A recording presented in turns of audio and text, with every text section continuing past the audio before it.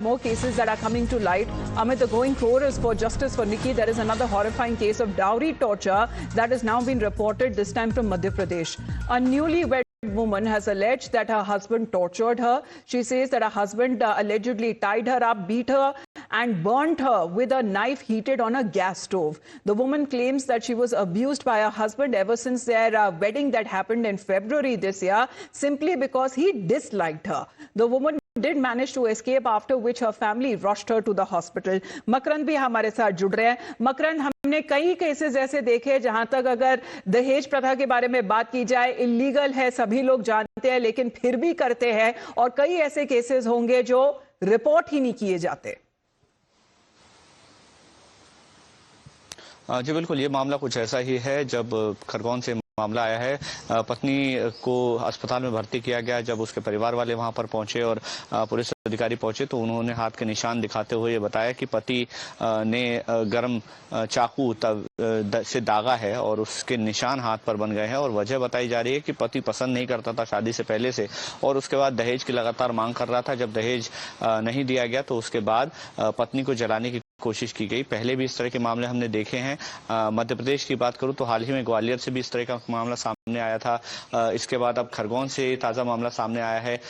जो पत्नी के शरीर पे निशान उसने दिखाए हैं, पुलिस ने इस मामले में जांच भी शुरू कर दी है। जब वो निशान देखे गए तो सभी के रोंगटे खड़े हो गए, क्योंकि चाकू को आग पर गर्म करके दागा गया था। तो जाहिर है कि बहुत भयंकर तरीके से प्रताड़ित किया गया। और इस तरह के मामलों में महिला अपराधों को लेकर मध्य प्रदेश सरकार और तमाम जो सरकार गृह मंत्रालय है वो पहले से काफी गंभीर है। लेकिन इस तरह के जब मामले सामने आते हैं तो जाहिर है कड़ी कार्रवाई की मांग भी उठती है। और अब उम्मीद यही की जा रही है कि पुलिस इस मामले में जांच करके कार्रवाई करेगी। फिलहाल जो पीड़िता है वो अस्पताल में भर्ती है और उसका इलाज चल रहा है। और जो आरोपी पति है, अब जांच के बाद अगर पुलिस जरूरी समझती है तो उसकी गिरफ्तारी भी होगी। जी, मतलब अभी तक गिरफ्तारी नहीं हुई है। अगर इस तरह के आरोप लगाए जा रहे हैं तो सवाल फिर परिवार पर भी उठते हैं मकरंद, क्योंकि अगर पहले से बताया जा रहा है कि अगर पति पसंद नहीं करता था तो फिर आखिरकार शादी की क्यों?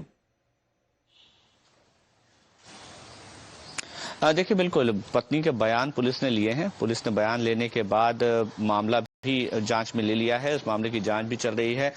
पति और उसके परिवार से पूछताछ भी चल रही है और ये पूरा मामला पुलिस की जानकारी में है।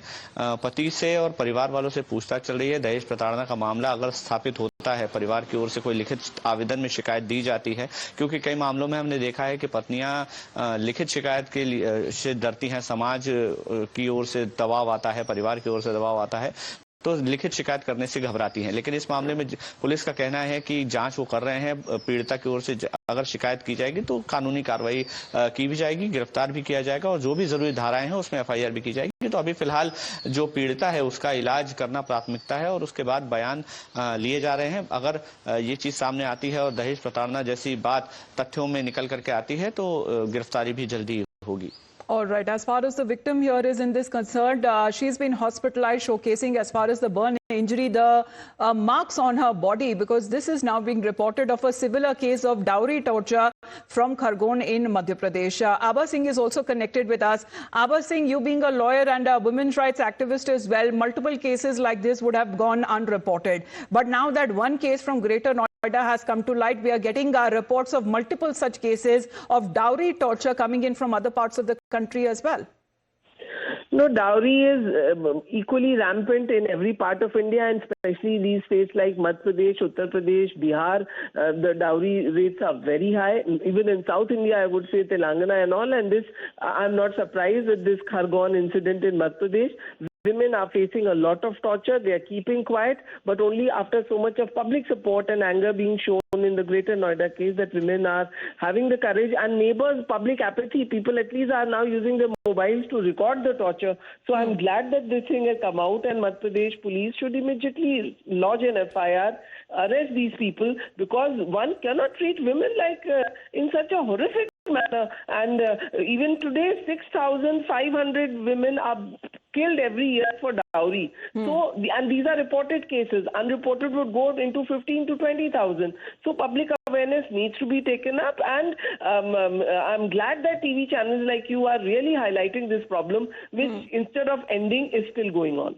Absolutely, because a divorced daughter is much better than a dead daughter. the kind of cases that are being reported of the atrocities that have been enduring for several years now. Thank you very much, Abha Singh, for joining us here on the broadcast.